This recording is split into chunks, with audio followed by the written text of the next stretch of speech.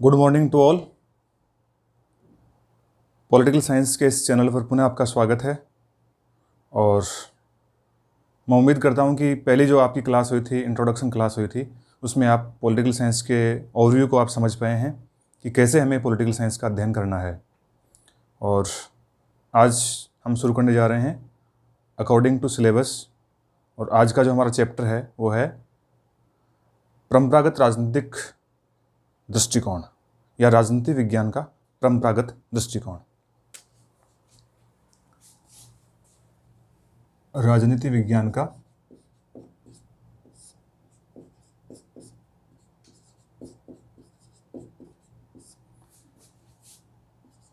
परंपरागत दृष्टिकोण।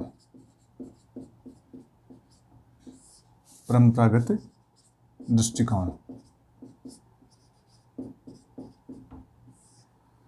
देखिए, सबसे पहले तो हमें ध्यान देना है कि बुक्स वगैरह में या कहीं और किसी भी पाठ्य जो सामग्री है जो आप पढ़ रहे हैं, उसमें हो सकता है कि राजनीति विज्ञान का परंपरागत दृष्टिकोण के स्थान पे आपको ये मिल जाए लिखा हुआ कि राजनीति शास्त्र का परंपरागत दृष्टिकोण। एक ही बात है, राजनीति विज्ञान और राजनीति शास्त्र में अपने को अंतर नहीं करना है। अंग्रेजी में दोनों के लिए एक ही शब्द है पॉलिटिकल साइंस, लेकिन हिंदी में दो शब्द इस्तेमाल हो रहे हैं, राजनीति शास्त्र और राजनीति विज्ञान। तो इन दोनों में कोई बेसिक डिफरेंस नहीं है। तो राजनीति विज्ञान का परंपरागत दृष्टिकोण, देखिए राजनीति विज्ञान का जो परंपरागत दृष्टिकोण है उसको हम आज पढ़ेंगे। तो हमें ध्यान देना है सबसे पहले कि देखिए दो शब्द सीखने अपने को, एक तो परंपरागत और एक दृष्टिकोण। देखिए, मैं समझता हूं कि पॉलिटिकल साइंस हो या कोई और मानविकी विषय हो या कोई सोशल साइंस का कोई और विषय हो, कोई भी विषय हो, हमें शब्दों पर पकड़ बनाए रखना है। शब्दों को जब तक हम समझ नहीं पाएंगे कि शब्दों का अर्थ क्या था जो हम पढ़ के जा रहे हैं, तब तक हम विषय की समझ को ठीक से डेवलप नहीं कर पाएंगे। तो आप मुझे जहाँ भी आपको कहीं भी लगे पूरे इस वीडियो में, व्याख्यान में, तो आप मुझे ज़रूर कमेंट करके बताएं कि कौन सा शब्द था जो मैंने व्याख्यान में काम में लिया था और इसका अर्थ आप प्रॉपर ग्रहण नहीं कर पाए हो या ठीक से समझ नहीं पाए हो, तो आप मुझे कमेंट के माध्यम से पूछ सकते हैं।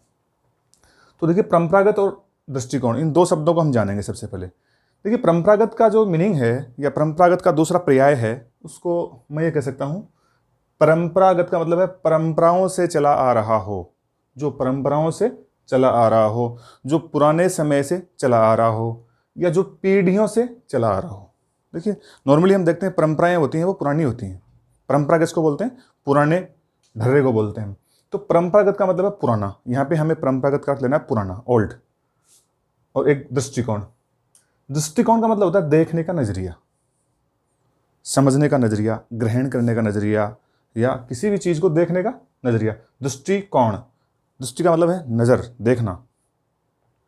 तो परंपरागत राजनीति विज्ञान का मतलब हो गया, परंपरागत दृष्टिकोण का मतलब हो गया पुराना दृष्टिकोण। यानी राजनीति विज्ञान को हम पुराने समय में या परंपरागत समय में, प्राचीन काल में किस नजरिए से देखते थे, किस नजरिए से उसका विकास हुआ था, कौन सी उसकी अध्ययन पत्तियां थी, ये इसका जिक्र इस पूरे के पूरे चैप्टर में होगा। तो परंपरागत दृष्टिकोण का मतलब है प्राचीन राजनीति विज्ञान के संबंध में जो राजनीतिक सिद्धांतकार हैं उनके दृष्टिकोण, और हमारा दृष्टिकोण क्या है, खुद वो लोग जो पुराने राजनीति विज्ञान को लिख रहे थे, पढ़ रहे थे या समझ रहे थे, उनका उस परंपरागत राजनीति विज्ञान के प्रति नजरिया क्या था, दृष्टिकोण क्या था। ये आज के हमारे टॉपिक की मुख्य अध्ययन विषय रहेगा या अध्ययन सामग्री रहेगी।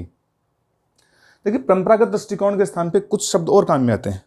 अगर मैं बात कर लूँ अंग्रेजी की, तो अंग्रेजी में एक शब्द काम में आता है ट्रेडिशनल या classical. Classical approach, classical approach, classical का मतलब पुराना ही है, तो पुराना अप्रोच यानी पुराना दृष्टिकोण। या फिर आता है कई बार ट्रेडिशनल,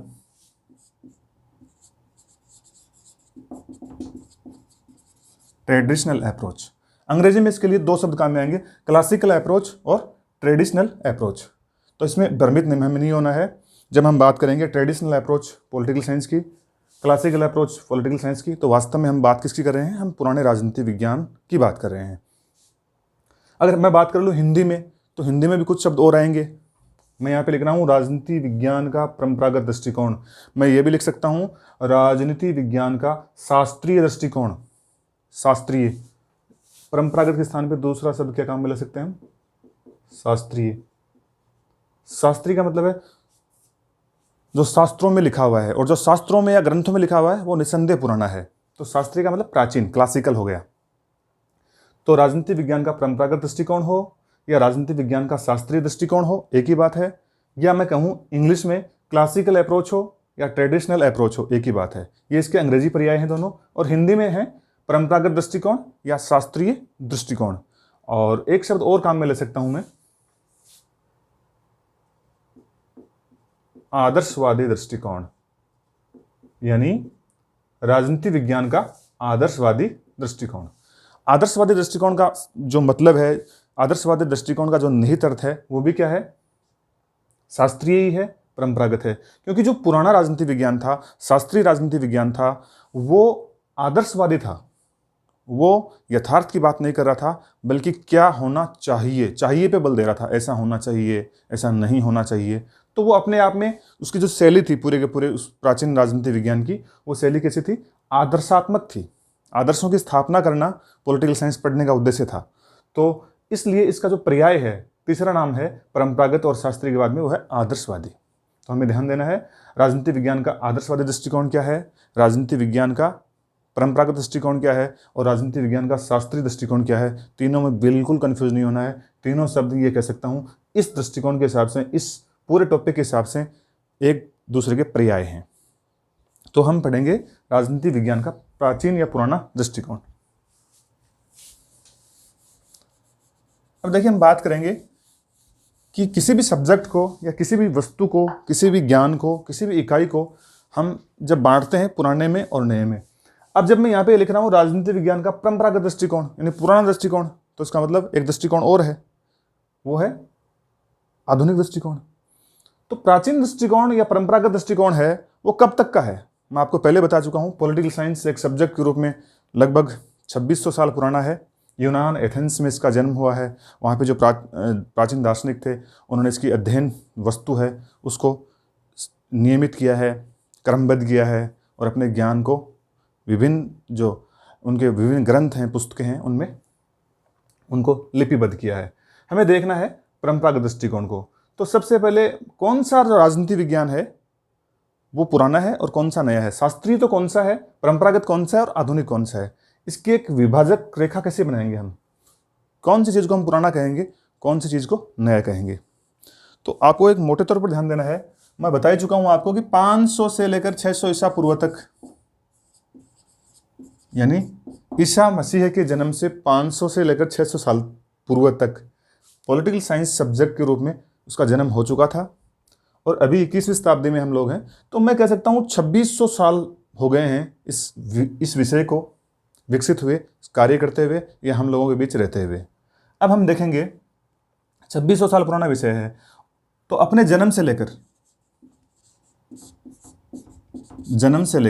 यानी इसका सब्जेक्ट का जो विकास हुआ है, विषय का जो विकास हुआ है, जन्म से लेकर द्वितीय विश्व युद्ध तक,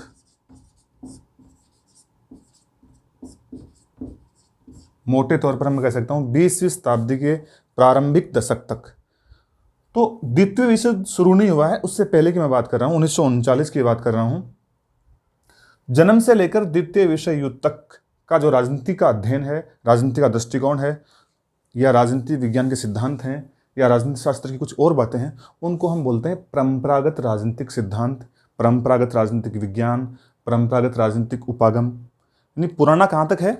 अपने जन्म से लेकर द्वितीय विश्व युद्ध की शुरुआत तक का जो राजनीति विज्ञान है उसको हम बोलते हैं परंपरागत या पुराना राजनीति विज्ञान। और निसंदेह इसमें यह बात निहित है कि 1939 से सेकेंड वर्ल्ड वार के समय से लेकर आज तक का जो पॉलिटिकल साइंस है उसमें जो परिवर्तन आए हैं उसको हम बोलते हैं आधुनिक राजनीति विज्ञान, मॉडर्न पॉलिटिकल साइंस। तो इसमें भ्रमित नहीं होना है। और ये जो रेखा मैं खींच रहा हूँ, यानी कौन सी रेखा? Second world war. ये एक रफ डिवीजन है।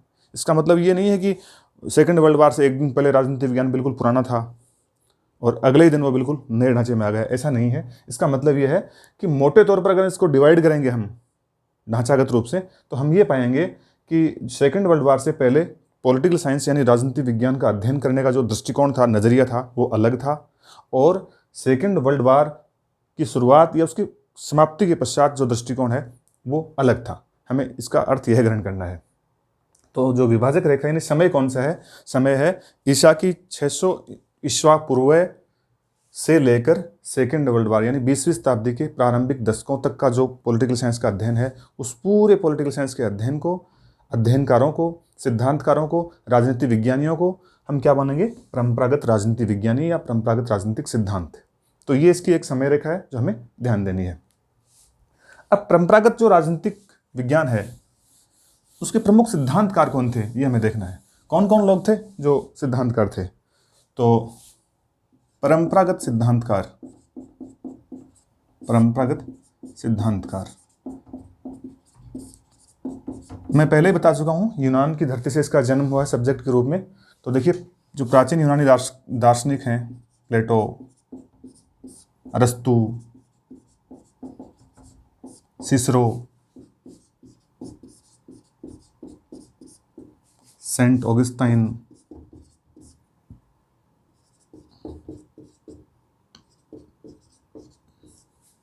एक्विनास,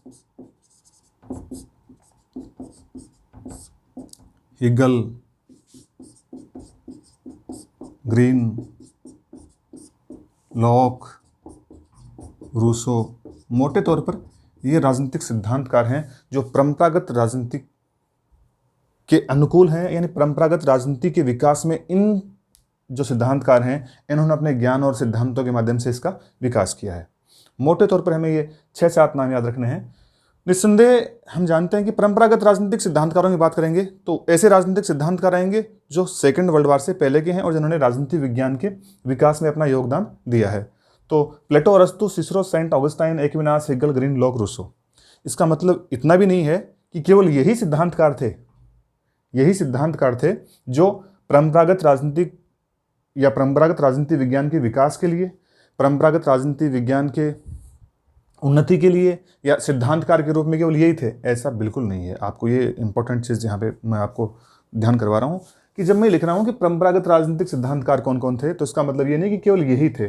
मैं मोटे तौर पर या जिनका राजनीतिक सिद्धांतों में योगदान अत्यधिक है और हमारे लिए पॉलिटिकल साइंस के अध्ययन में इनका महत्व आगे तक बना रहेगा, ऐसे ही कुछ सिद्धांतकारों की चर्चा मैंने यहाँ पे आपके सामने की है। यानी ये प्रमुख राजनीतिक सिद्धांतकार हैं जो परंपरागत राजनीतिक सिद्धांत से बिलोंग करते हैं, परंपरागत राजनीति विज्ञान से संबंध रखते हैं। वो मैंने 5-10 नाम आपके सामने गिनाए।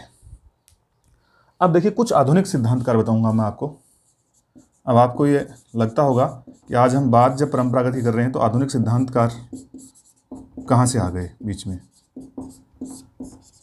अब कुछ आधुनिक सिद्धांतकार का मतलब है, आधुनिक सिद्धांतकार का मतलब ये होगा कि 1939 यानी 20वीं शताब्दी के प्रारंभिक दशक से लेकर आज तक के जो राजनीतिक सिद्धांतकार हैं जो 1939 के बाद में आए हैं, आधुनिक समय के हैं, लेकिन वो परंपरागत राजनीति विज्ञान है और उसका जो विकास है उसमें विश्वास करते हैं। परंपरागत राजनीतिक विज्ञान के जो सिद्धांत बने हुए हैं उनकी उपेक्षा नहीं करते बल्कि उनको उपयुक्त मानते हैं। मोटे तौर पर जो लड़ाई है वो परंपरागत और आधुनिक की वो इस बात को लेकर है कि परंपरागत राजनीति विज्ञान है या उसके सिद्धांत हैं वो अच्छे, ठीक नहीं है, मतलब उपयुक्त नहीं है। उपयुक्त और अनुपयुक्त को लेकर जो डिवाइडेशन बना हुआ है वो बना हुआ है। कैसे बना हुआ है? परंपरागत राजनीतिक सिद्धांतकारों को आधुनिक सिद्धांतकार हैं वो उपयुक्त नहीं मानते, बल्कि उनको केवल एक सिद्धांत के रूप में मानव के लिए उपयोगी नहीं मानते, बल्कि एक राजनीतिक सिद्धांत ही मानते हैं जो बिल्कुल नीरस हैं, कोई काम के नहीं है। ये इनमें मोटा डिफरेंस है, ठीक है, अप्रोच को लेकर।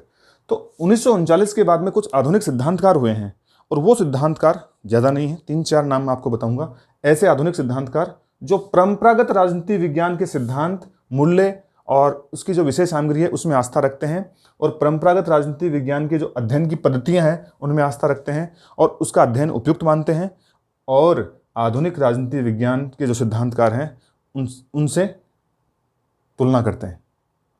तो हमें 3-4 ऐसे राजनीतिक सिद्धांतकार, यानी मैं अगर शॉर्ट में कहूँ आपको, एक लाइन में अगर आप समझना चाहें इसको, तो मैं ये कहूँ कि ऐसे आधुनिक सिद्धांतकार जो परंपरागत राजनीतिक सिद्धांतों में विश्वास रखते हैं, उसको जीवित बनाए हुए हैं, या मैं ये कहूँ कि आज भी वो परंपरागत शैली से राजनीतिक सिद्धांतों का निर्माण कर रहे हैं, परंपरागत शैली को ही उपयुक्त मान रहे हैं, प्राचीन राजनीतिक जो विज्ञान है उसकी महिमा को माने हुए हैं या उसके महत्व को स्वीकार करते हैं आधुनिक की बजाय। तो ऐसे राजनीतिक सिद्धांतकार यानी ऐसे आधुनिक सिद्धांतकार जो परंपरागत राजनीतिक शैली को, परंपरागत राजनीतिक विज्ञान के महत्व को बनाए रखे हुए हैं आज भी, उनके कुछ नाम मैं आपको बता देता हूँ। मोटे तौर पर जो नाम आएगा उसमें वो आएगा लियो स्ट्रॉस,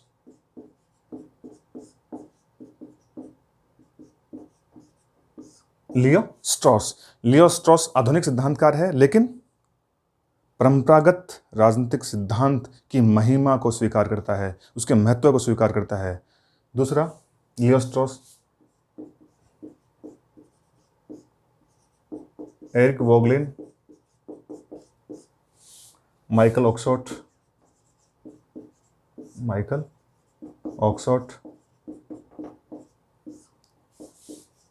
हन्ना अरेंट, ये कुछ ऐसे आधुनिक राजनीतिक सिद्धांतकार हैं जो परंपरागत राजनीतिक सिद्धांतकारों या सिद्धांत की विषय वस्तु से संबंध रखते हैं और उसी पद्धति से, जिस पद्धति से परंपरागत सिद्धांतकारों ने राजनीति का निर्माण किया है, उसी पद्धति को बनाए रखने के समर्थक हैं। माइकल ऑक्सफोर्ड उनमें, एरिक वोगलॉन्ग, हन्ना अरेंट, ये तीन चार नाम। और देखो, प्रतियोगी परीक्षाओं के हिसाब से बात करूं मैं, या किसी भी प्रतियोगी परीक्षा या अन्य परीक्षा की बात करूं, तो इसमें मोटा सवाल जो बनता है वो ये बनता है कि ऐसे राजनीतिक विज्ञानियों को पहचानिए जो आधुनिक समय में भी परंपरागत राजनीतिक विज्ञान की महत्ता को स्वीकार करते हैं। तो ये नाम Leo Strauss, Eric Voegelin, Michael Oakeshott और हन्ना अरेंट, ये इसको जीवित बनाए हुए हैं, इसके महत्व को स्वीकार करते हैं। तो ये है अपने कुछ सिद्धांतकार। अब सिद्धांतकारों के बाद मैं बात करूंगा आपके सामने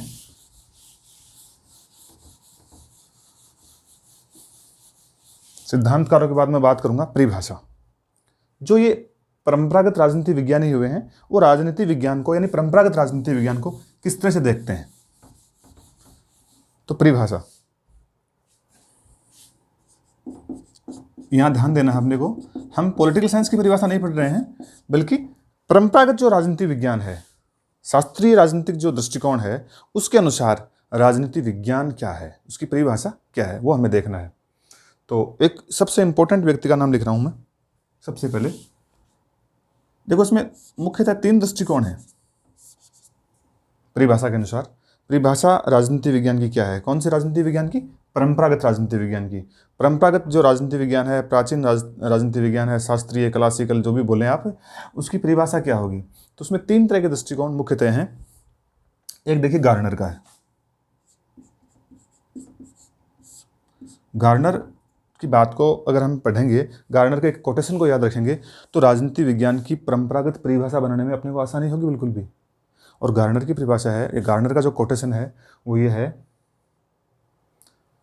राजनीति विज्ञान की शुरुआत और अंत राज्य के साथ होता है। पॉलिटिकल साइंस है, यानी वो कह रहा है कि राज्य का अध्ययन करना ही पॉलिटिकल साइंस का मुख्य विषय है, और पॉलिटिकल साइंस की शुरुआत और अंत राज्य के साथ ही हो जाती है। ये इसका गार्नर का मूल भाव है। तो गार्नर जो हैं विद्वान, गार्नर ये मानते हैं कि पॉलिटिकल साइंस का जो मुख्य विषय है, मुख्य अध्ययन विषय है, या जो अध्ययन करने का रीजन जो है वो है राज्य का अध्ययन करना, राज्य का। तो राज्य का अध्ययन, गार्नर का मानना है, राज्य का अध्ययन पॉलिटिकल साइंस का अंतिम लक्ष्य है।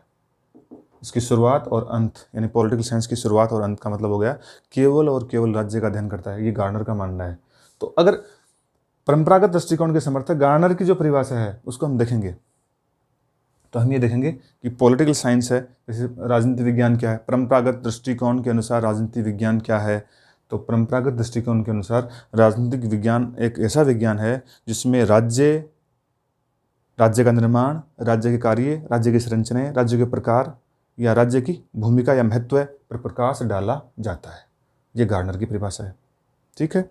दूसरा जिसमें एक नाम मैं बताऊंगा आपको, ऐसा भी नहीं है कि अकेला गार्नर ये कहता है कि राजनीति विज्ञान में राज्य का अध्ययन होता है। बहुत सारे और भी विद्वान हैं जो राज्य पॉलिटिकल साइंस के अध्ययन में ये मानते हैं कि ये राज्य का अध्ययन ही करता है।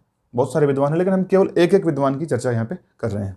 दूसरा देखो, एक लिकोक हमें याद रखना है। लिकोक। लिकोक ये मानता है कि जो राजनीति विज्ञान है वो सरकार के अध्ययन से संबंधित विद्या है, सरकार के अध्ययन से। लिकोक हैं वो राज्य के महत्व को तो स्वीकार करते हैं, लेकिन लिकोक ये कहते हैं कि राज्य है वो एक अमूर्त कंसेप्ट है, अवधारणा है। राज्य को हम देख नहीं सकते, राज्य है वो अमूर्त अवधारणा है, जबकि सरकार है वो मूर्त धारणा है। राज्य के लिए जो कार्य करने वाली एजेंसी है या राज्य को जो जीवंत बनाए हुए है वो है सरकार। तो लिकोक ये मानते हैं कि सरकार का अध्ययन ही राजनीति विज्ञान का अध्ययन है, सरकार का अध्ययन करना ही राजनीति विज्ञान का अध्ययन करना है। फिर एक दृष्टिकोण और है और वो है गिलक्राइस्ट का। गिलक्राइस्ट क्या करते हैं, गिलक्राइस्ट इसको कंसोलिडेट करते हैं और ये कहते हैं कि भाई नहीं, राजनीति विज्ञान इतना ही नहीं है जैसे लिकोक कह रहा है कि सरकार का अध्ययन ही राजनीति विज्ञान है, इधर गार्डनर कह रहा है कि राज्य का अध्ययन ही राजनीति विज्ञान है। गिलक्राइस्ट इसको थोड़ा सा बैलेंस करते हैं। गिलक्राइस्ट ये मानते हैं कि राज्य और सरकार दोनों का अध्ययन करना क्या है, राजनीति विज्ञान का मुख्य कार्य है।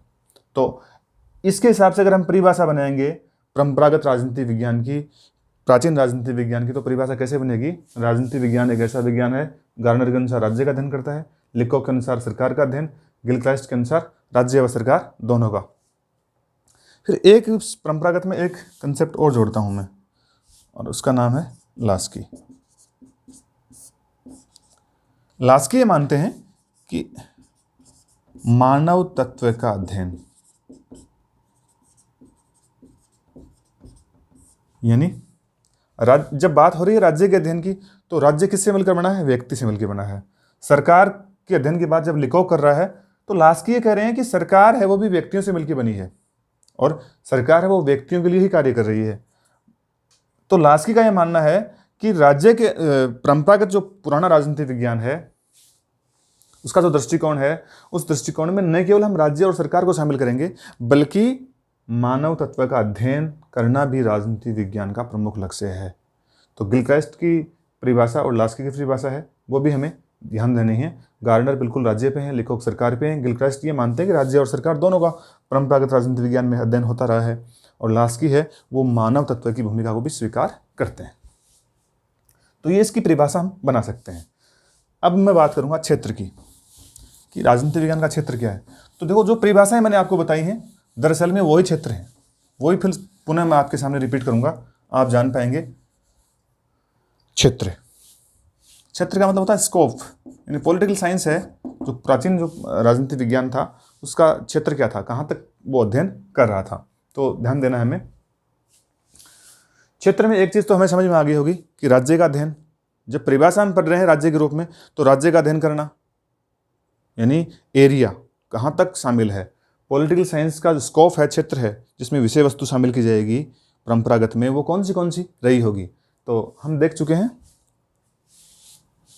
राज्य का अध्ययन, फिर सरकार, फिर राज्य प्लस सरकार, मानव तत्व, ये।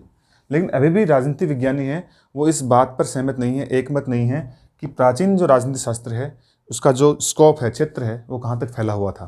तो ये जो एक विवाद चला आ रहा था उसका जो समाधान होता है वो होता है 1948 में। ध्यान देना है, मैं पहले वाले लेक्चर में आपके सामने डिस्कस कर चुका हूँ कि 1948 में यूनेस्को के नेतृत्व में या यूनेस्को के सानिध्य में राजनीति विज्ञानियों का एक सम्मेलन हुआ था, और उस सम्मेलन में जो राजनीति विज्ञानी थे उनके बीच में इस बात को लेकर राय बनी थी, सहमति बनी थी कि परंपरागत राजनीति विज्ञान के क्षेत्र में निम्नलिखित चीज़ों को शामिल किया जाता है, निम्नलिखित चीज़ों को शामिल किया जाता है।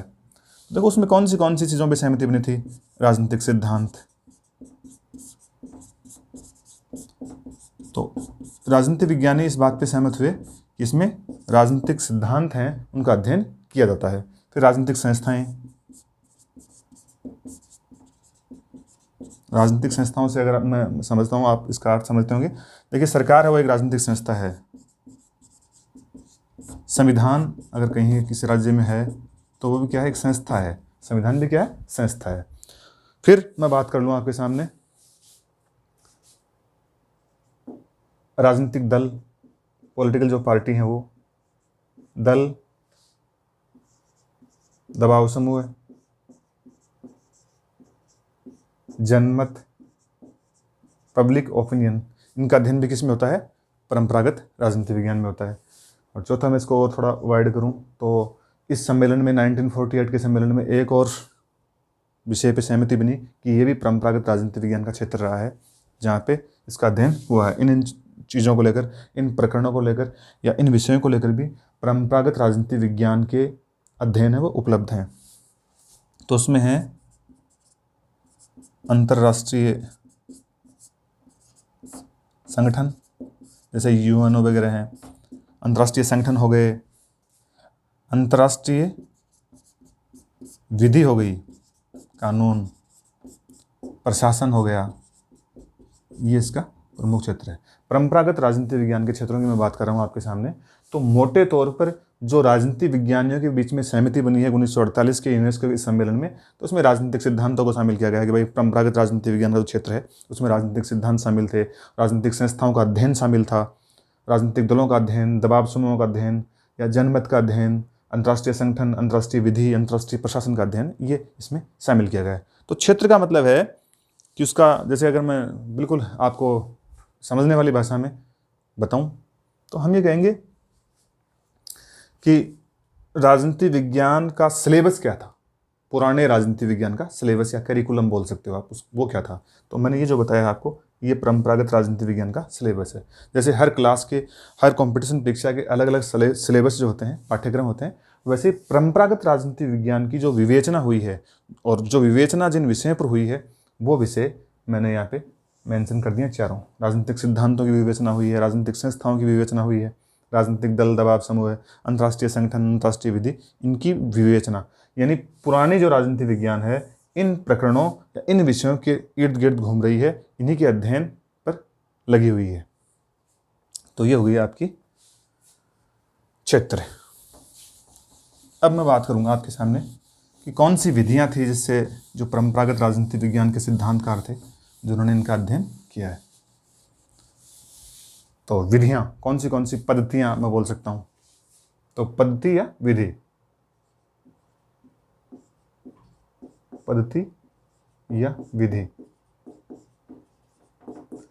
कौन से मेथड्स को अपनाकर ये परंपरागत राजनीति जो सिद्धांतकार थे उन्होंने जो सिद्धांतों का निर्माण किया है या जो राजनीतिक संस्थाएं हैं उनका अध्ययन किया है, कौन सी विधियों से अध्ययन किया है, किस तरह से अध्ययन किया है।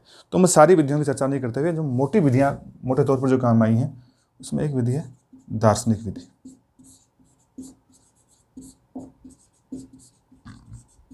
आप पूरे पॉलिटिकल साइंस में दार्शनिक विधि है वो बहुत जगह आएगी आपके लिए। तो मैं ये समझता हूँ कि सबसे पहले मैं ये बता दूं कि दार्शनिक विधि होती क्या है, जिससे परंपरागत राजनीति विज्ञान या प्राचीन राजनीति विज्ञान के सिद्धांतों का निर्माण हुआ था। इस विधि से निर्माण हुआ सिद्धांतों का, या इस विधि का प्रयोग करके ही जो परंपरागत राजनीति विज्ञान है उसके सिद्धांत, विचार ये बनाए गए हैं।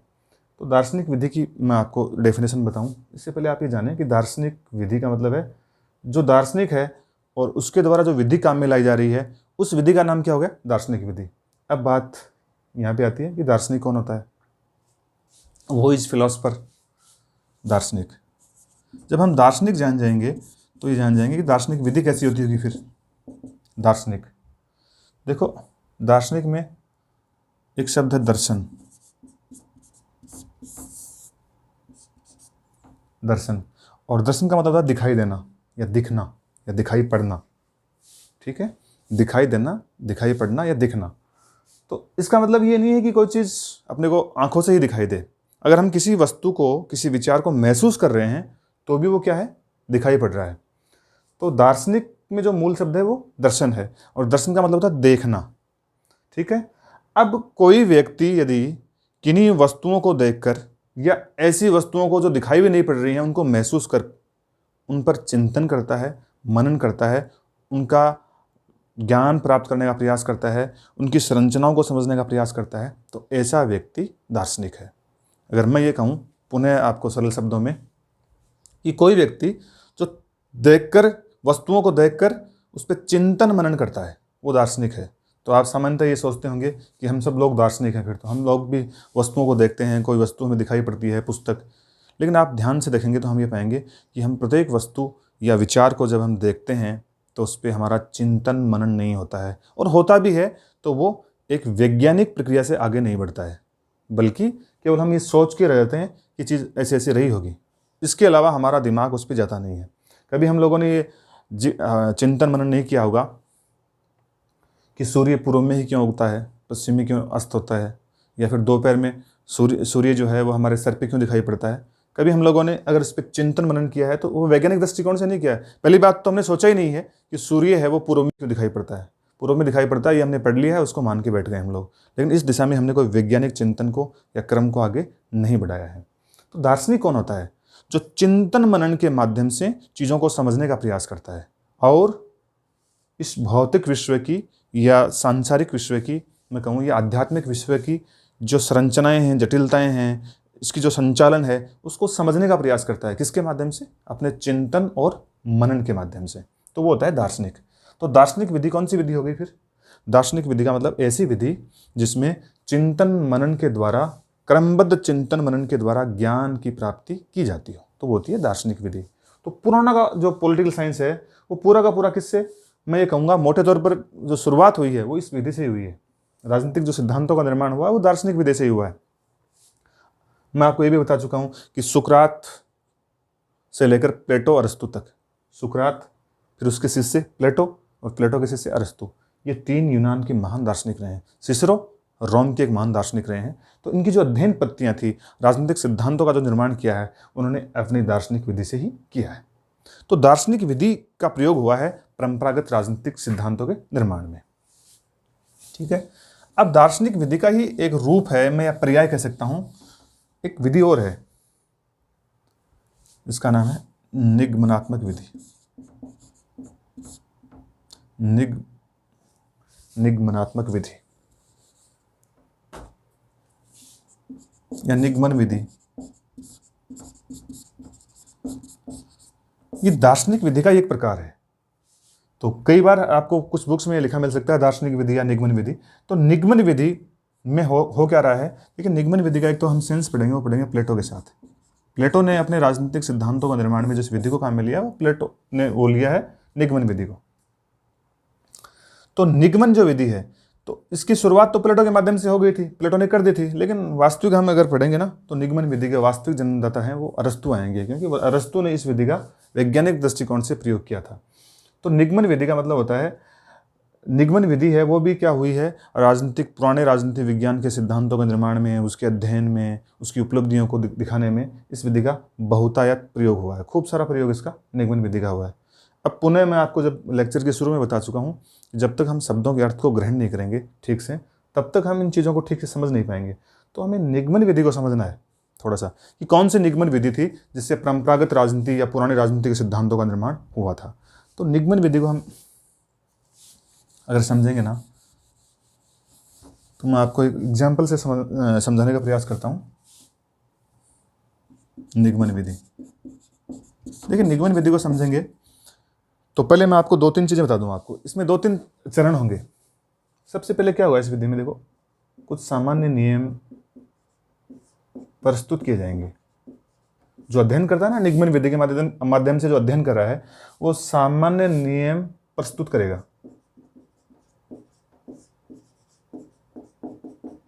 सामान्य नियम प्रस्तुत करेगा और फिर जिस वस्तु का, जिस विचार का, जिस चीज का वो ज्ञान प्राप्त करना चाहता है, उसके साथ उस सामान्य नियम के संबंध स्थापित करेगा।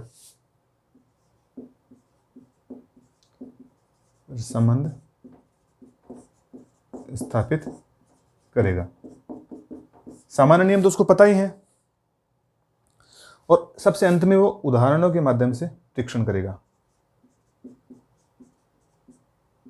उदाहरणों के माध्यम से जो ज्ञान उसने प्राप्त किया ना, उसका परीक्षण करेगा। माध्यम से परीक्षण। तो मैं एक एग्जाम्पल से आपको समझाऊंगा कि निगमन विधि है वो कैसे काम करती है। ठीक है। तो देखो, सामान्य नियम प्रस्तुत करेगा। सबसे पहले जो निगमन विधि से जो दार्शनिक अध्ययन कर रहा है, या कोई भी व्यक्ति, या आप भी स्वयं जब ज्ञान प्राप्त कर रहे हैं या कुछ जिज्ञासाएं अपने शांत करना चाह रहे हैं, तो आप सबसे पहले सामान्य नियम प्रस्तुत करेंगे। जो अध्ययन करता है वो सामान्य नियम प्रस्तुत करेगा। तो अगर मैं एक सामान्य नियम प्रस्तुत कर दूं आपके सामने कि जो चीज़ें हैं वो नीचे से ऊपर से नीचे की ओर गिरती हैं। पेड़ पे लगा हुआ फल हो या हवा में उछाला गया पत्थर हो, वो नीचे की तरफ गिरता है। ये एक सामान्य नियम है। ये एक दार्शनिक है, वो अपनी आंखों से इस नियम को देख पा रहा है और बहुत दिनों से देख पा रहा है कि वस्तुएं हैं वो ऊपर से नीचे की ओर गिरती हैं। तो सामान्य नियम प्रस्तुत किया है उसने ज्ञान प्राप्त करने के लिए कि वस्तु है वो ऊपर से नीचे की ओर जाती है, ऊपर से नीचे की ओर जाती है। ये एक सामान्य नियम उसने प्रस्तुत कर दिया है। अब देखो उस सामान्य नियम के आधार पर कैसे निष्कर्ष निकलेगा। अब वो संबंध स्थापित करेगा। अब उसको ये जानना है कि वस्तुएं हैं वो तो ऊपर से नीचे गिरती हैं, जैसे सेब है वो पेड़ से नीचे गिर रहा है, फल है वो भी पेड़ से नीचे गिर रहा है, पत्थर हवा में उछाला गया है वो भी ऊपर से नीचे गिरता है। फिर वो संबंध स्थापित करेगा। जो ज्ञान प्राप्त करना चाहता है वो ये जानना चाहता है कि जो ओलावृष्टि है या बारिश हो रही है या वर्षा हो रही है वो भी ऊपर से नीचे गिरेगी कि नहीं गिरेगी। या मेरे हाथ में मान लीजिए एक फुटबॉल है, मैं फुटबॉल को ऊपर उठाऊं, जब उछालूंगा तो वो नीचे गिरेगा कि नहीं गिरेगा। तो वो संबंध स्थापित कर रहा है कि जब आम गिर रहा है, पेड़ से आम गिर रहा है, सेब गिर रहा है, तो ये वस्तु नीचे गिरेगी नहीं गिरेगी। फिर वो संबंध स्थापित कर रहा है कि जब आम गिर रहा है, सेब गिर रहा है, बड़े फल गिर रहे हैं, तो इसका मतलब है फुटबॉल भी नीचे गिरेगा। ठीक है, अब फुटबॉल भी नीचे गिरेगा। अब वो ये जानना चाह रहा है कि जब सारी वस्तु ऊपर से जब नीचे की ओर गिर रही है तो फुटबॉल भी नीचे गिर रहा है। अब वो जानना चाह रहा है कि कौन सी चीज़ें नीचे जल्दी गिर रही हैं, कौन सी चीज़ें धीरे गिर रही हैं। तो उसने फुटबॉल को नीचे गिराया है। जैसे वस्तुएं नीचे गिर रही थी वैसे फुटबॉल को नीचे गिराया है। छाता है जो अम्ब्रेला है उसको उसने नीचे गिराया है। उसने कागज़ को नीचे गिराया है। फिर उसने एक गोले को जो लोहे का बना है उसको नीचे गिराया है। तो उसने ये देखा है कि जब चीज़ों को नीचे डाला जा रहा है, गिराया गया है, तो सारी चीज़ें एक ही समय पर नीचे नहीं गिर रही हैं, बल्कि अलग अलग समय में वो नीचे गिर रही हैं। ठीक है, अलग अलग समय में वो देख रहा था पहले तो कि भाई चीज़ें नीचे तो जा रही हैं। फिर उसने कुछ चीज़ों को जो जानना चाह रहा था कि भाई नीचे गिरेंगी कि नहीं गिरेंगी, उसके दिमाग में था कि अम्ब्रेला नीचे गिरेगा कि नहीं गिरेगा, कपड़ा नीचे गिरेगा कि नहीं गिरेगा, कागज़ गिरेगा या नहीं गिरेगा, लकड़ी गिरेगी नहीं गिरेगी, या फिर लोहे का गोला है वो गिरेगा या नहीं गिरेगा, या फुटबॉल है वो नीचे गिरेगा या नहीं गिरेगा। तो उसने देखा कि सारी चीज़ें नीचे गिर रही हैं, यानी इससे संबंध स्थापित हो गया कि वस्तुओं नीचे से ऊपर से नीचे की ओर आती हैं। अब फुटबॉल भी नीचे गिर रहा है। अब वो उदाहरणों के माध्यम से परीक्षण करेगा, उदाहरण दे के परीक्षण करेगा कि ये सारी चीज़ें देखो ऊपर से नीचे गई हैं। लेकिन परीक्षण करने के बाद उसने ये पाया है कि फुटबॉल है वो थोड़ा लेट ज़मीन पे गिरा है, जबकि लोहे का गोला था वो जल्दी गिर गया। ठीक है, पत्थर का टुकड़ा था वो फटाफट गिर गया, लेकिन छाता है वो नीचे गिरा है जब आसमान से या ऊपर से जब नीचे की तरफ लाया गया है उसको, तो वो धीरे धीरे नीचे आया है। तो उदाहरणों के माध्यम से उसने परीक्षण किया है, और उसने परीक्षण ये किया है कि जो चीज़ें हल्की होती हैं और आयतन में कम होती हैं या ज़्यादा होती हैं, जो चीज़ें हल्की होती हैं उनमें वज़न कम होता हो और उनका आयतन अधिक होता हुआ, वो चीज़ें नीचे की तरफ धीरे धीरे गिरती हैं। और जिन चीज़ों में वज़न अधिक होता होगा, उनका आयतन कम होता होगा, उनका व्यास कम होता होगा, वो चीज़ें अधिक आयतन वाली चीज़ों से जल्दी ही ज़मीन पे गिर जाएंगी। तो उदाहरणों के माध्यम से वो परीक्षण करेगा और परीक्षण के माध्यम से फिर ज्ञान की प्राप्ति करेगा। और ज्ञान क्या प्राप्त हुआ है उसको? ज्ञान यह प्राप्त हुआ है कि पृथ्वी है वो अपनी तरफ सभी चीज़ों को आकर्षित करती है। जिन चीज़ों में वज़न अधिक होगा, भार अधिक होगा और उनका व्यास और आयतन कम होगा, वो चीज़ें जल्दी ज़मीन पे गिर जाएंगी, और जिनका आयतन ज़्यादा होगा, व्यास ज़्यादा होगा, वज़न कम होगा, वो चीज़ें ज़मीन पे धीरे धीरे गिरेंगी। तो ये उसने ज्ञान प्राप्त किया है। तो मैंने एक ये समझाने का प्रयास किया है कि किस तरह से निगमन विधि है वो काम करती है। तो ये जो निगमन विधि है, दार्शनिक विधि के पश्चात जो निगमन विधि है, इसके माध्यम से भी परंपरागत जो राजनीति विज्ञानी हैं उन्होंने सिद्धांतों का निर्माण किया है। और कौन सी विधियां हैं जो मोटे तौर पर काम में आई हैं? तो देखो, आपने नाम सुना होगा तो एक ऐतिहासिक विधि है।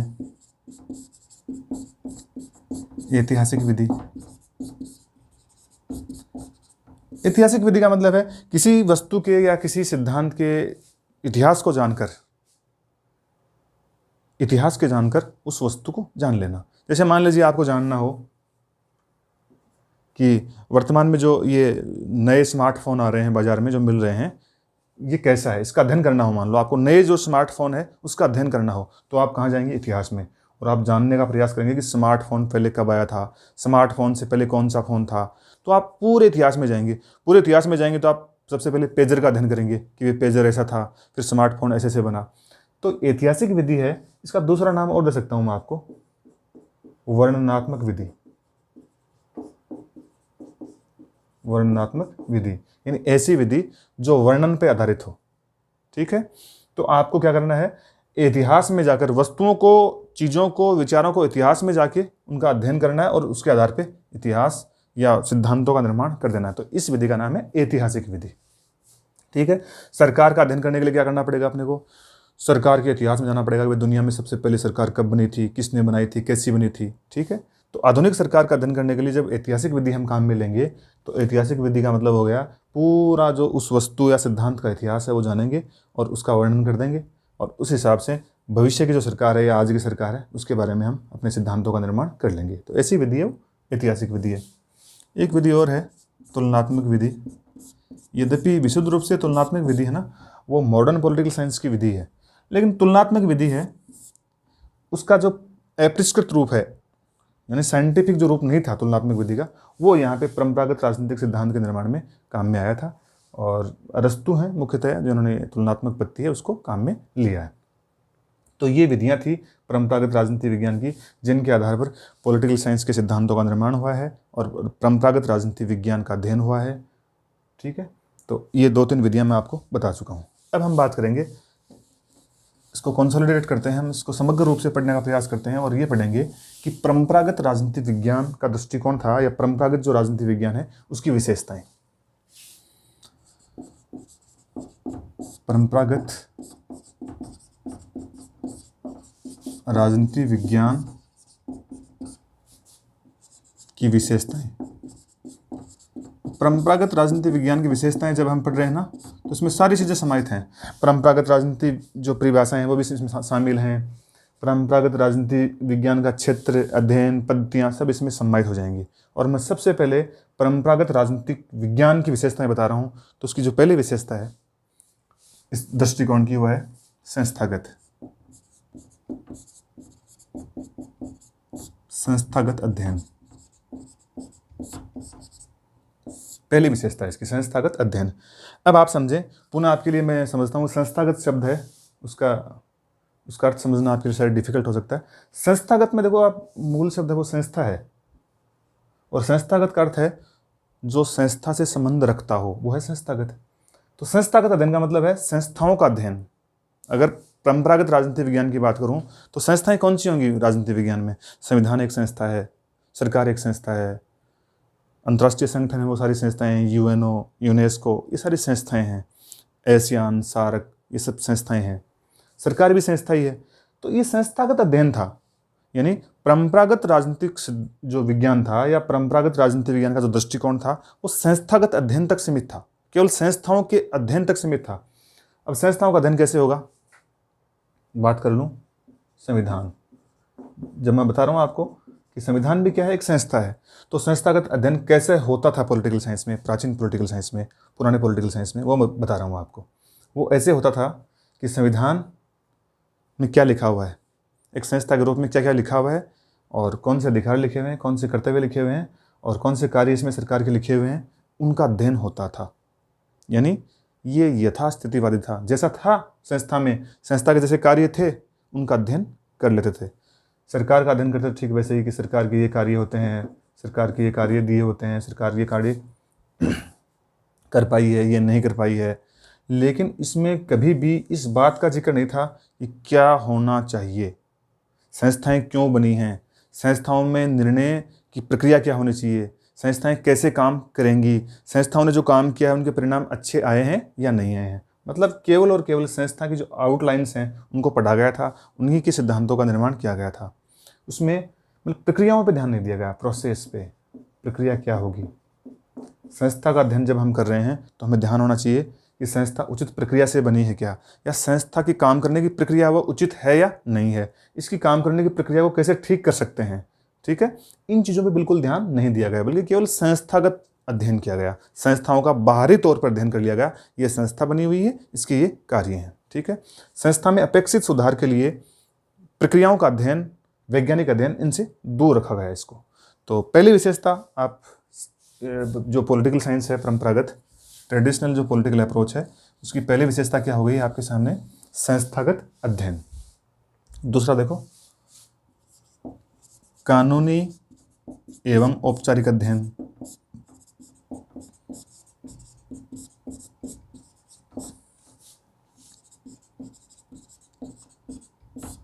कानूनी एवं औपचारिक अध्ययन, कानूनी का मतलब है जो कानून के हिसाब से है वो, यानी केवल जो कानून के हिसाब से है उतना अध्ययन। जैसे अंतर्राष्ट्रीय राजनीति की बात करें, अंतर्राष्ट्रीय विधि की बात करें, या राष्ट्रीय विधि की बात करें, जब राष्ट्रीय सरकार का अध्ययन हो रहा है तो राष्ट्रीय सरकार के द्वारा बनाए गए कानूनों का अध्ययन कर लिया गया। जब अंतर्राष्ट्रीय राजनीति का अध्ययन हो रहा हो, प्राचीन अंतर्राष्ट्रीय जो इंटरनेशनल रिलेशन है उनका अध्ययन हो रहा हो, तो उसमें जो कानून के प्रावधान थे, कौन से कानून बनाए गए हैं, कौन से कानूनों के कारण ये प्रक्रियाएं काम कर रही हैं, उनका कानूनी अध्ययन कर लिया गया। और मैंने दूसरा शब्द कहाँ मिल गया, औपचारिक, फॉर्मल स्टडी, केवल औपचारिक अध्ययन कर लिया गया है, वास्तविक अध्ययन नहीं किया गया है। देखो, औपचारिक और अनौपचारिक में फ़र्क होता है। औपचारिक का मतलब होता है, मान लीजिए आप अध्ययनकर्ता बने हुए हैं और आप किसी वस्तु का अध्ययन करने के लिए गए, आपने उस वस्तु को देखा कि भाई ये वस्तु है। जैसे मान लो आपने कुर्सी का अध्ययन किया, तो कुर्सी है, ये इतनी ऊंचाई है, इतनी लंबाई है, इतनी चौड़ाई है, इस लकड़ी की बनी हुई है, इतनी पुरानी है और ये यहाँ पे रखी हुई है, ये आपका अध्ययन हो गया। ठीक है, लेकिन आपने उस अध्ययन में ये शामिल नहीं किया कि कुर्सी है वो इतनी ही ऊंची क्यों बनाई गई, ये यहाँ से जो इसके हैंडल लगाए गए हैं वो दूसरी लकड़ी क्यों लगाए गए होंगे, या इसकी कितनी उम्र हो सकती है, इसकी क्या उपयोगिता हो सकती है, इसको कैसे और अच्छा बनाया जा सकता था, ये चीज़ें अगर शामिल करते हो ना आप उस अध्ययन में, तब तो वो तो हो जाएगा अनौपचारिक। औपचारिक का मतलब है केवल ढांचागत आपने अध्ययन किया उसका। तो परंपरागत जो राजनीति विज्ञान है वो कानूनी अध्ययन तक, कौन से कानून विद्यमान है उन कानूनों का अध्ययन कर लिया, चाहे वो राष्ट्रीय राजनीति हो चाहे अंतर्राष्ट्रीय राजनीति हो, और कानूनी और औपचारिक अध्ययन पे ही वो सीमित रहे हैं, आगे नहीं गई। तीसरी जो इसकी विशेषता है वो ये है कि इतिहासवादी है, इतिहासवादी। और इतिहासवादी के लिए तीसरा या दूसरा शब्द काम में ले सकता हूँ मैं, वर्णनात्मक। केवल चीज़ों का वर्णन करना ही इनका लक्ष्य रहा है, केवल वर्णन कर दिया है किसी भी चीज़ को उठा के। जैसे मान लीजिए इनको संविधान की विशेषता पढ़नी है या संविधान का अध्ययन करना हो या सिद्धांत बनाने हो संविधान के बारे में, तो केवल संविधानों का वर्णन कर दिया गया है। ठीक है, इतिहास में जाकर संविधान कब कब बने हैं, कौन से संविधान बन चुके हैं, कितने कितने संविधान बनने बाकी हैं, कौन से प्रोसेस में है बनने, सबसे पुराना कौन सा था, सबसे नया संविधान क्या है, सबसे बड़ा कौन सा था, केवल इतना अध्ययन किया गया। लेकिन इस अध्ययन से आगे वो ये यहाँ तक नहीं पहुँचे कि संविधान बने ही क्यों थे, संविधान के वास्तविक लक्ष्य क्या हैं, संविधान बनने के बाद में क्या अपने लक्ष्यों को अर्जित कर पा रहे हैं, अगर नहीं कर पा रहे हैं तो खामियां कहाँ हैं, इन खामियों को दूर कैसे कर सकते हैं। इस तरह की जो स्टडी है वो परंपरागत राजनीतिक सिद्धांत में नहीं हुई है, तो कि केवल इतिहासवादी है, केवल चीज़ों का इतिहास जान लिया गया है और उसके आधार पर उसका अध्ययन कर लिया गया, यानी इतिहास को जानकर उसका अध्ययन कर दिया गया है, यानी इतिहास ही लिखा गया है, मैं ये कह सकता हूँ। केवल संविधान का अध्ययन नहीं हुआ है बल्कि संविधान का इतिहास लिखा गया है। ठीक है, सरकार का अध्ययन भी नहीं हुआ है बल्कि सरकार का क्या हुआ है, इतिहास लिखा गया है। चौथा देखो, ये उपदेशात्मक है।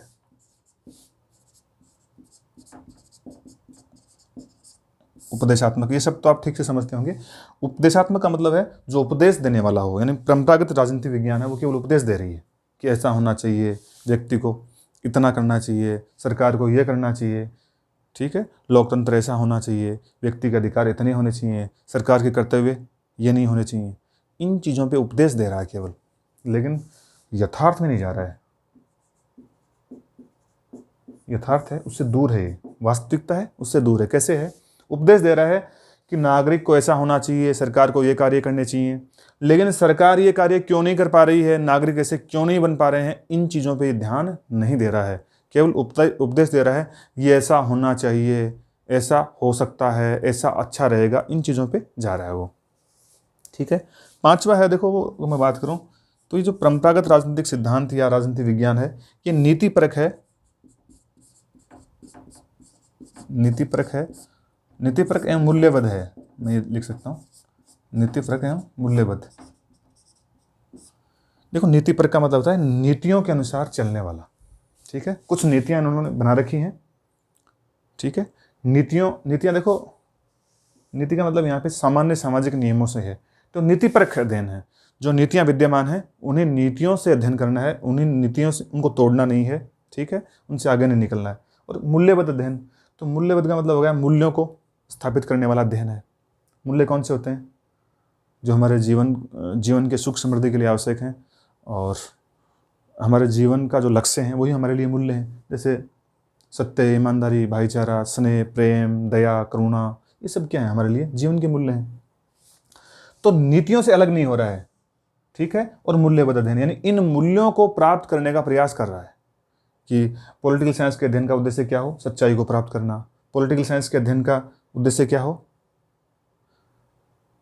सत्य को प्राप्त करना, सुख को प्राप्त करना, समृद्धि को प्राप्त करना। लेकिन इस बात पे ध्यान नहीं दे रहा है कि मूल्यों को जब हम रख के चल रहे हैं पहले से ही कि इसका उद्देश्य है वो ये प्राप्त करना है, वो प्राप्त करना है, तो फिर हम जब मूल्यों को आगे रख देते हैं तो हम यथार्थ से भटक जाते हैं, फिर यथार्थ के मार्ग पे चल नहीं पाते हैं। वास्तव में हम ये कहते हैं कि भाई हमें ये प्राप्त करना है, लेकिन हमें देखना होता है कि ये प्राप्त कैसे होगा, जबकि स्थितियाँ ऐसी ऐसी विद्यमान हैं। तो ये यथार्थ से दूर है और केवल मूल्यों को प्राप्त करने का एक प्रयास है। परिकल्पनाएं हैं जो मूल्यों को प्राप्त करने के लिए स्थापित कर दी गई हैं। एक इसकी अलग विशेषता यह है कि ये जो परंपरागत राजनीतिक सिद्धांत या विज्ञान था, ये केवल यूरोप केंद्रित था। यूरोप केंद्रित यानी यूरोप केंद्रित यानी जो अध्ययन हुए हैं परंपरागत पॉलिटिकल साइंस में, वो अध्ययन थे वो लगभग यूरोपीय देशों में हुए हैं, और राजनीतिक सिद्धांतों का निर्माण भी यूरोप से ही हुआ है। अगर मैं ऐतिहासिक परंपराओं की बात करूं तो मैं बता चुका हूं आपको, एथेंस, यूनान की राजधानी एथेंस और रोमन साम्राज्य, तो जो इटली का रोमन साम्राज्य है, तो ये सारे के सारे कहाँ पे हैं? यूरोप में हैं। तो इसके तहत परंपरागत राजनीति विज्ञान में जो सिद्धांतों का निर्माण हुआ वो यूरोपीय सिद्धांतकारों ने किया, और यूरोपीय दृष्टिकोण को ध्यान में रखकर किया। बाकी दुनिया से ये अलग नहीं रहा, कट रहा, मतलब जो पूरी दुनिया है उसकी चर्चा वो नहीं करता है। एक देखो इसकी विशेषता है, ये है अन्य जो समाज विज्ञान है,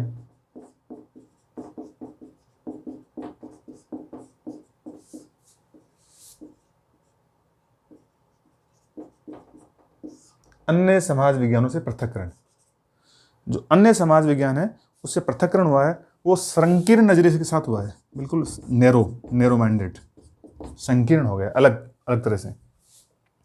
देखिए, राजनीति को जब हम पढ़ते हैं, राजनीति विज्ञान को पढ़ते हैं, चाहे मैं बात कर लूँ परंपरागत की चाहे आधुनिक की, तो हमें ध्यान देना होता है कि जब राजनीति विज्ञान का हम अध्ययन करेंगे तो राजनीति के साथ बहुत सारी चीज़ें जुड़ी हुई हैं। क्योंकि आज की जो राजनीति है, जो आज हम राजनीति पढ़ रहे हैं, वो कल इतिहास होने वाला है। तो इतिहास का अध्ययन भी जरूरी है। राजनीति को भूगोल भी प्रभावित करता है, उसका अध्ययन भी जरूरी है। मनोविज्ञान भी प्रभावित करता है, व्यवहारवाद भी प्रभावित करता है। तो इन्होंने क्या करा, इन्होंने विशुद्ध रूप से क्या हुआ, पॉलिटिकल साइंस को अलग रखा, और अलग ही रखा। जो अन्य विषय थे, अन्य विषयों की अध्ययन पत्तियाँ थी, उनको काम में नहीं लाया और इसको अलग कर दिया अन्य विषयों से, और केवल यहाँ तक इसका अध्ययन सीमित रखा। जबकि आधुनिक राजनीति विज्ञान ऐसा नहीं करता है। आधुनिक राजनीति विज्ञान जब राजनीति विज्ञान का अध्ययन करता है तो वो अन्य विषयों को समानांतर रख के, उनको सामने रख के उस दृष्टिकोण से करता है, उनसे सहायता प्राप्त करता है। लेकिन नहीं, यहाँ पे सिद्धांत निर्माण जो हुआ है परंपरागत राजनीति विज्ञान में, वो केवल राजनीति विज्ञान के लिए हुआ है और अन्य विषयों के साथ कोई संबंध इसका स्थापित नहीं किया गया है। ठीक है, और मैं एक इसका अलग से या इसका विशेषता है वो ये मान सकता हूँ, इसका जो लक्ष्य है वो है मानकीय सिद्धांत निर्माण, इसका लक्ष्य रहा है।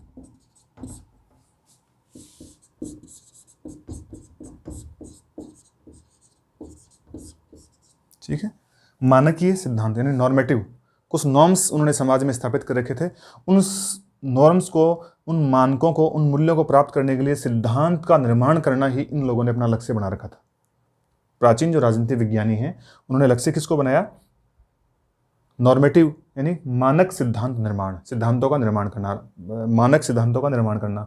लेकिन देखो, लक्ष्य क्या होना चाहिए था? लक्ष्य होना चाहिए था, राजनीति विज्ञान की चुनौतियां हैं, वो समाज की समस्याएं हैं, सरकार की समस्याएं हैं, राज्य की समस्याएं हैं। तो सिद्धांतों का निर्माण किस पे होना चाहिए था? समस्याओं के समाधान पे सिद्धांत निर्माण होना चाहिए था। लेकिन उन्होंने क्या रखा है? सिद्धांत निर्माण ही लक्ष्य रखा है कि पॉलिटिकल साइंस में कुछ आदर्शात्मक सिद्धांतों का निर्माण किया जाए। जबकि लक्ष्य होना क्या चाहिए था? वैज्ञानिक तरीके से अध्ययन करते हुए जो व्यक्ति की समस्याएं हैं उनको मिटाना या मानवता की खुशहाली के लिए कार्य करना। लेकिन ये कहाँ तक सीमित रहे हैं? मानकीय सिद्धांत, केवल एक आदर्श सिद्धांत निर्माण तक ही ये लोग सीमित रहे हैं। तो ये इसकी प्रमुख विशेषताएं हैं। मैं उम्मीद करता हूँ कि आज के इस लेक्चर में आप इसको ठीक से समझ पाए होंगे। आप जिन चीज़ों को समझने में असुविधा महसूस करते हैं मुझे आप ज़रूर कमेंट के द्वारा बताएंगे। धन्यवाद।